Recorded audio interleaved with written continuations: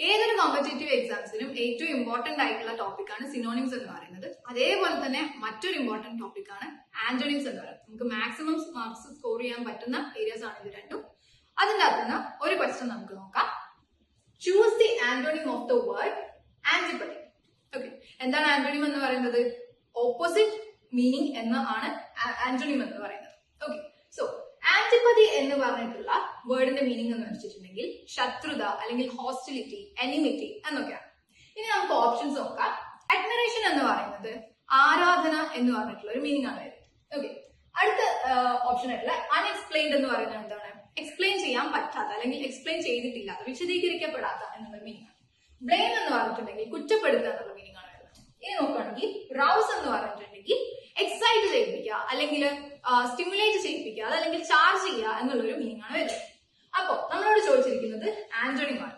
ആന്റിപ്പതി എന്ന് പറയുന്ന വേർഡിന്റെ മീനിങ് നമ്മൾ പറഞ്ഞു ഹോസ്റ്റിലിറ്റി ആണ് അല്ലെങ്കിൽ ശത്രുതയാണ്. സോ നമുക്ക് ഓപ്ഷൻസ് എന്ന് പറയാം. അഡ്മിറേഷൻ എന്ന് പറഞ്ഞ വേർഡിന്റെ മീനിങ് വരുന്നത് എന്താണ്? ആരാധന എന്നാണ്. അപ്പൊ ഇത് തന്നെയാണ് ഇതിന്റെ ആന്റോണിം അഥവാ ഓപ്പോസിറ്റ് എന്ന് പറയുന്നത്. Thank you.